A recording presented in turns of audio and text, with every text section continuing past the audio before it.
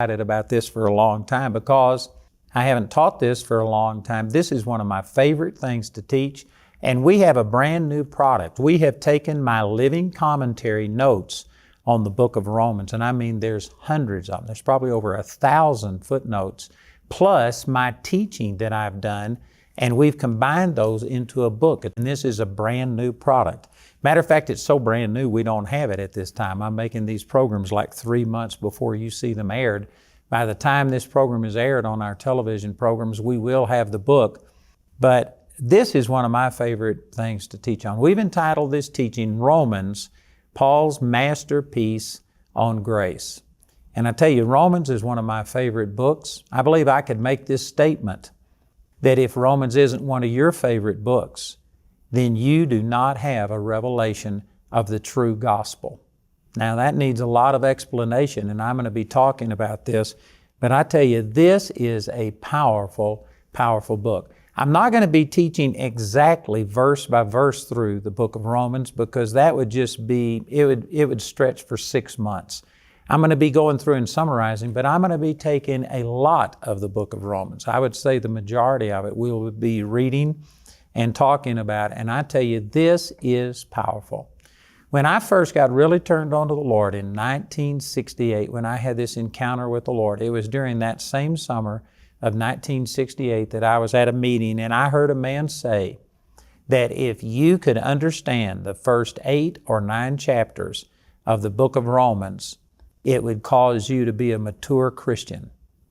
And I remember that stuck out to me. And so I started studying this, seriously studying the book of Romans in 1968. And I would venture to say it was at least 10 years or maybe 15 years before I felt like I got a revelation of it. And what I mean by revelation, I had knowledge, but it just didn't really impart the truth that Paul was trying to get across for at least 10 or 15 years.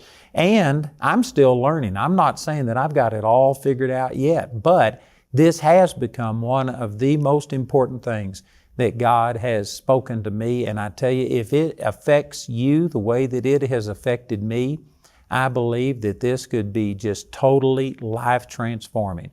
It really is that powerful. This is going to take a little bit of effort because we're going to be going through nearly verse by verse. And I would encourage you to please join me, go to our website and go back and study these things or get the materials, this brand new book that we've got out. It is going to be a powerful study guide for you to be able to get hold of these truths. So I encourage you to put some effort into this because this is something that will change your life. I firmly believe that. The book of Romans, of course, was written by the Apostle Paul to the Romans. Paul had not been to Rome at this time, but he was writing to them. It's very clear there's numerous instances in the book of Romans where Paul is revealed to be the author. The very first verse, it says, Paul, a servant of Jesus Christ, called to be an apostle, separated unto the gospel of God. So from the very first verse, Paul makes it clear that he's the writer. The first number of verses here are kind of introductory verses. One of the things that stand out is in verse 8 where he says, First, I thank my God through Jesus Christ for you all, that your faith is spoken of throughout the whole world. Now this is an amazing statement. You know, today, if you were to go to a city someplace and see a church there and you go in and say, your faith is spoken of throughout the whole world. There's very, very few churches that would be applicable to them because most people, you know, even across the street, in the next block, sometimes in the same town, those churches haven't even made an impact on things. But this church in Rome had made an impact on the entire world. Their faith had been spoken of throughout the entire world. So that gives you some degree of understanding about these people and that they had received the gospel. There was a mixture of Gentiles and Jews in this church in Rome, but as we will see as we go through this book, the Jews had begun to influence these new believers in Jesus to go back under the law and to have to observe all of the Jewish laws and things. You know, Christianity is an outgrowth of Judaism. Of course, the Old Testament was written primarily to God's covenant people, the Jews, And the law, we're going to be talking about the law a lot as we go through the book of Romans. The law was given to the Jews. Romans chapter 3, verse 19 says that, we know that the law speaks to those to whom it was written. It wasn't even intended for the Gentiles. It was written to the Jews, and when the Messiah came, Jesus, the Messiah, of course, many of the Jews converted. A lot of the Jews rejected it. As a whole, the Jewish nation rejected Jesus as their Messiah, and the gospel passed on unto the Gentiles. And so the Gentiles for the last 2,000 years have really been the ones that have been carrying the kingdom of God and presenting it and bringing these truths to the world. But it was an outgrowth of Judaism, and therefore there were some Jews who had believed on Jesus who were trying to make the New Testament believers go back and observe all of the Old Testament law. And the book of Romans is written specifically to explain that the New Testament is different than the Old Testament. You know, for a lot of people, the only difference between the Old Testament and the New Testament is just one blank page in their Bible right here. They see all of this as one thing. But there are many things. The book of Romans is Paul's masterpiece on grace, and he's going to be countering a lot of the Old Testament ideas. Hebrews deals with the same thing. In Hebrews, we don't know exactly who wrote it. It's not specifically stated. It sounds to me like it's the Apostle Paul. So I personally believe that Paul is the one that wrote the book of Hebrews, but we can't be sure about that. Paul wrote the book of Galatians. And in the book of Galatians, he's saying the same things that he says here in the book of Romans, but it's like in Galatians, I'm not saying he's angry, but he is put out with the legalism that these people had gone into, and he begins to say, even if an angel preaches unto you any other gospel than what I have preached, let him be accursed. That was such a strong statement that I'm sure people were shocked, and so he repeated it in the next verse. He says, again, I say unto you, if anybody, even an angel, preaches another gospel, let him be accursed. And then in Galatians chapter 3, he says, you foolish Galatians. One of the translations says, you stupid idiots, how could you be deceived like this? How could you start in grace and ever go back to the law? So the book of Galatians is covering some of the same things, but I mean, it's got an edge on it. It's in your face, but it is making some of these same things. But the book of Romans is just a scholarly, step-by-step expose on the difference between the new covenant grace and the old covenant law. And so I'll be saying these things many different times. Paul just said some of the same things over and over and over. But as I've said during this introduction, I believe that Romans is like Paul's masterpiece. It's like this isn't said with the same edge that it was said in the book of Galatians. This is just a scholarly explanation of the New Testament grace that we're under, and therefore the new covenant that it brought in, a brand new way of God dealing with us through mercy and grace instead of law based on our performance. And I promise you that the things that are written right here, they apply to us just as much today as they did back during the time that Paul wrote it. I think that in Paul's day, they were probably even more religious and bound by religious tradition than we are today. But I can guarantee you, it's not like we are totally free in this area. I believe that the majority of people who have come to the Lord and then gone to church have gotten involved in religion, and they have a lot of these performance-based mentalities that keeps us from receiving from God, and it causes a lot of guilt and condemnation.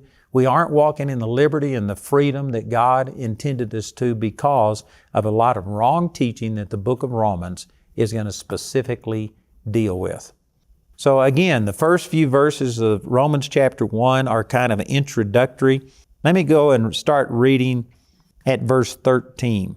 He says, Now I would not have you ignorant, brethren, that oftentimes I purposed to come unto you, but was let hitherto, that I might have some fruit among you also, even as among other Gentiles. I am debtor both to the Greeks and to the barbarians, both to the wise and to the unwise. Let me just say here that when he's talking about Greeks and barbarians, in that day, the Jews considered themselves the only people of God, and everybody else a Greek. They also referred to the Greeks as Gentiles. They called them barbarians. And in Ephesians chapter 2, they were aliens from the covenants of God, without hope, strangers in this world. So anyway, the way we would say this today, this is not only written to the religious people, those who have embraced Christianity and stuff, but he's saying, I'm a debtor to everybody, to the Christians, to the non-Christian, to the religious, to the non-religious. You need to interpret some of these things in that light today. In verse 15, he says, so as much as in me is, I am ready to preach the gospel to you that are at Rome also. And then in verses 16 and 17 is where I believe he really begins to start getting into the meat of what he's wanting to say. And what he's saying right here isn't as shocking to us as it was to the first century church, because some of these words have become cliches to us. Like in verse 16, he says, I am not ashamed of the gospel of Christ. Did you know the word gospel today? People use that word and apply it to all kinds of things. I've heard ministers stand up before, and I mean preach and yell and scream, get red in the face. You can see their jugular veins standing out. And they're saying, you're a sinner. You're going to hell. And I mean, they'll draw the word out and they'll scream. And they have this gravelly voice because they've been screaming so much. And they will just condemn people. You're going to hell. You're going to burn in hell forever. And then they'll say, that's the gospel. So we have used the term gospel now to refer to nearly anything that has to do with Christianity. Did you know it is true that there is a heaven and a hell? And it is true that if people don't accept Jesus, that they're going to hell. But it is not the gospel. And I know that this may shock a lot of people. The word gospel here, I'm not going to go into all of the, technicalities of this. There is a lot about this I could say, but I think that I'd probably lose most people. I just want to boil this down to its simplest terms. The Greek word for gospel here was a rare word that was very seldom used. Matter of fact, one of the commentaries that I read about this said that in all of the Greek literature, now I don't know if this means all of the Greek literature or maybe just all of the Greek literature that this commentator had looked at, I don't know. But anyway, in all of the Greek literature is what he said, that this word that was translated gospel in the New Testament was only used twice outside of the Bible. It was a rare word. It literally means good news. But it's actually more than that. It was so rare that this was a hyperbole. It was an overstatement. It was an exaggeration. It was such a thing. It was such good news that outside of the Bible, nobody ever used this word. It was very rare that it was used because in a fallen world, there was very little that was really good news. Yeah, I think it'd be more accurate. This is my own definition, but I think that the word gospel here is referring to the nearly too good to be true news. Not only good news, but I mean such radically good news that this is just rare. It doesn't really apply to anything except what Jesus came to do for us. What Jesus did for us through His death and resurrection and taking our sins is so radical that I believe it is appropriate to say this is nearly too good to be true news. So when Paul announced right here that I am not ashamed of the gospel of Christ, did you know today that doesn't have much impact on people because again, we use gospel to refer to anything. A knitting circle, a men's meeting, a woman's meeting. We're going to come together for the gospel, and it may not even talk about what Jesus has done. We just use the word gospel to kind of refer to anything that is religious, specifically Christian religious. But in its simplest terms, it just is talking about a radical good news, such good news that it's nearly impossible. It's too good to be true news. And when Paul said this, the religion of his day didn't have any good news in it. I mean, it was oppressive. And again, I could spend the rest of this program and multiple programs trying to amplify on this, but the religious people of Jesus' day were so legalistic, they had counted out how many steps you could take on a Sabbath day. You couldn't take more than just a prescribed number of steps. That's referred to in the Gospels when it says that Bethany was a Sabbath day's journey from Jerusalem. What that means is that was the maximum number of steps that you could take. Did you know the people that were called the Essenes, now they aren't mentioned by name in Scripture, but they're the people that lived around the Dead Sea, and they're the ones that wrote the Dead Sea Scrolls. They were such a strict, oppressive religious order that you couldn't do hardly anything. You were just constantly being condemned over the way you had done things. And with these Essenes, it's actually in their writings that you couldn't have a bowel movement on the Sabbath day. From sundown Friday until sundown Saturday, it was against the law, their law, for you to have a bowel movement. They had such strict religious things. You remember that the disciples walked through the grain fields and they took some grain and rubbed it in their hands and ate the grain, and they said, "You're breaking the Sabbath." They accused Jesus of breaking the Sabbath when He healed people on the Sabbath day. They just had all of these rituals and laws. And so anyway, the point is that there was no good news in that. You were just constantly being told, you're wrong here, you're wrong there, you can't do enough. And it was a ministry of condemnation. I'm going to deal with these scriptures more as we go through this, but in 2 Corinthians chapter 3, it calls the law, which the book of Romans is to get us transitioned out of the Old Testament law into the New Testament grace. And 2 Corinthians chapter 3, verse 7, I believe it is, calls the law a ministration of death. Verse 9 calls it a ministration of condemnation. And it was just condemnation, guilt. It was constantly pointing out you're wrong. So in the religious system of Paul's day, there was very little, if any, good news. It was oppressive. And for Paul to come along and say, I'm not ashamed of the gospel, that word wasn't common to them. He was saying, I'm not ashamed of the nearly too good to be true news that Jesus paid everything and it's not based on my performance anymore. I tell you, when Paul said this was radical.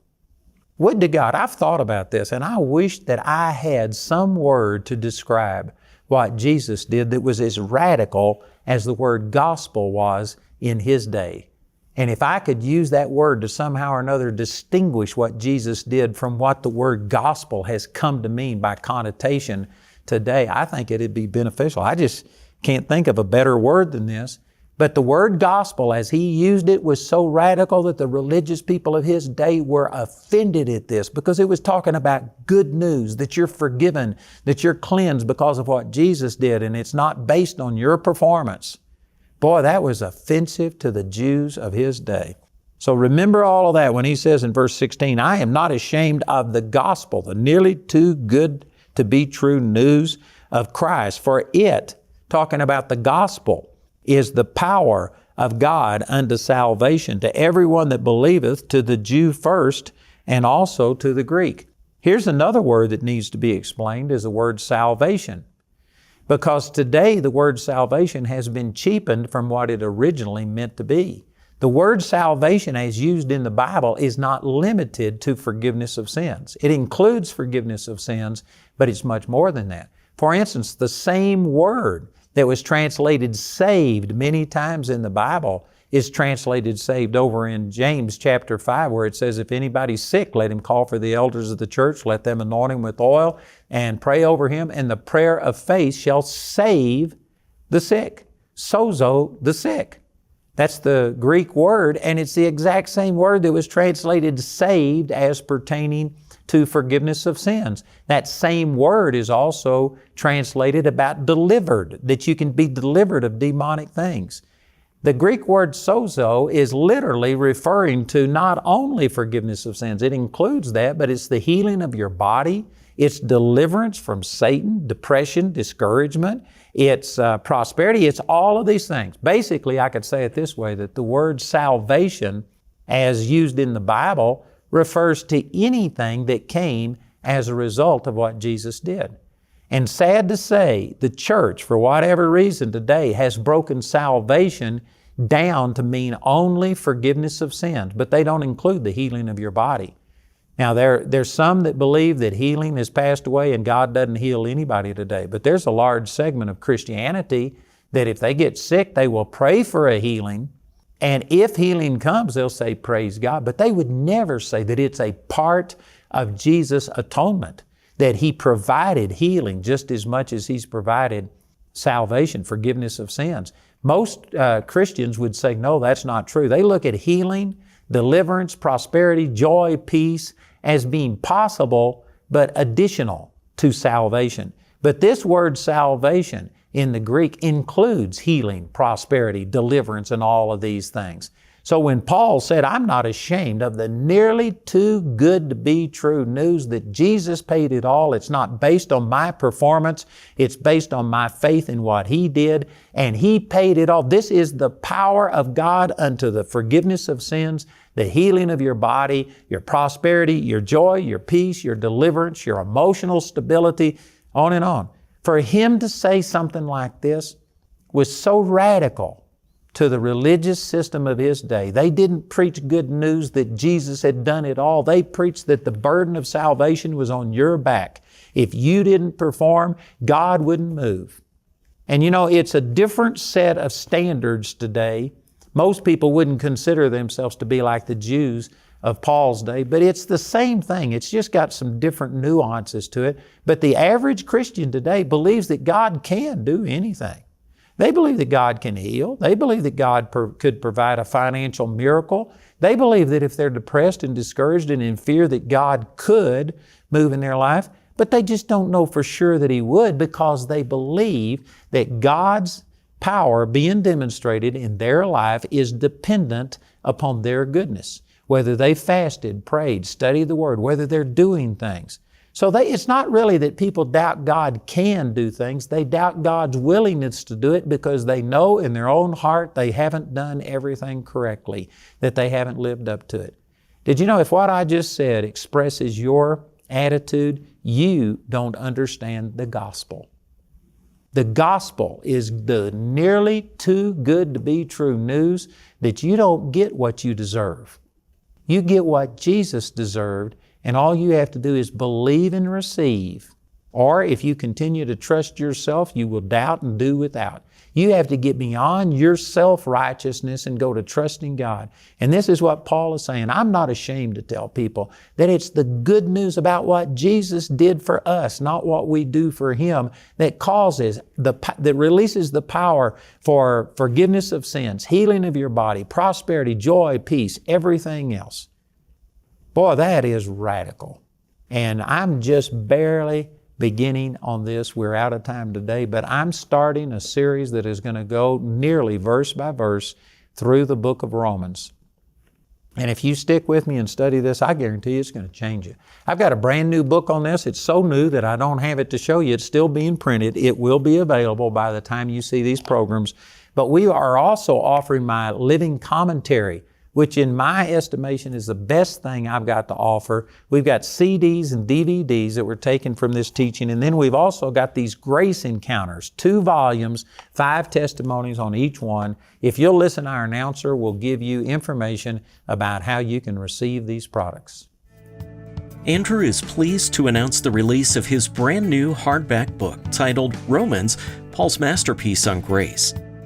This brand new book includes all of Andrew's personal study notes and commentary on the book of Romans, compiled from Andrew's Life for Today Study Bible and Living Commentary. This valuable resource is available for a gift of any amount when you contact us. Romans, Paul's Masterpiece on Grace, is also available in a CD or DVD album made from our daily television broadcast. Each of these valuable resources are available for a gift of any amount when you contact us. This entire series is also available for audio download absolutely free from our website.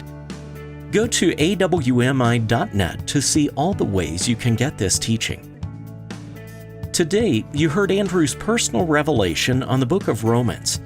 You can study through the entire Bible with Andrew when you get his continually updated living commentary. This extraordinary resource contains his personal study notes, footnotes, and commentary on over 25,000 Bible verses. Andrew has priced this valuable study tool at only $120. Go to awmi.net to download yours today. Also today, Andrew's offering the Grace Encounters Volumes 1 and 2 DVDs as his free gift to you when you write or call. This special offer is a $50 value, absolutely free when you contact us today. Or you can get each of these valuable resources as part of the Romans package. This package includes Andrew's living commentary, as well as the Romans, Paul's Masterpiece on Grace hardback book, your choice of either the CD or DVD album, and Grace Encounters Volumes 1 and 2 DVDs. This incredible package has a catalog value of $275, but you can receive all of these valuable resources today for just $197. You can become a Grace Partner or order resources through our website at awmi.net. While there, you can discover more product details and download additional free resources. You can also order resources or receive prayer by calling our helpline at 719-635-1111. Our helpline is open Monday through Friday, 24 hours a day, and Saturday and Sunday from 7:30 a.m. to 6 p.m.